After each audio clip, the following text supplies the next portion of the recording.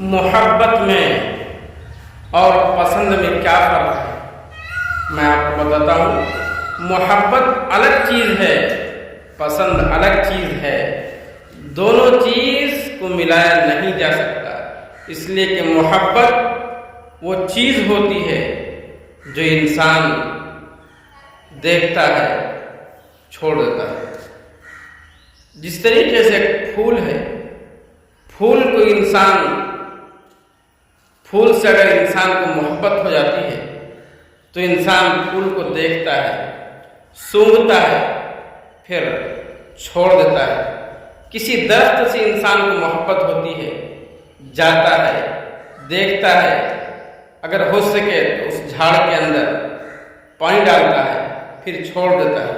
ये मोहब्बत है।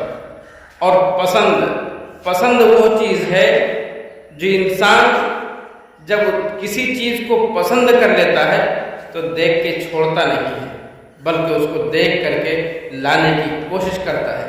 अगर किसी इंसान को एक फूल अगर पसंद आ जाती है तो फूल को इंसान देखता है, तोड़ता है और पॉकेट में रख करके घर लेके आ जाता है। इसको बोलते हैं पसंद।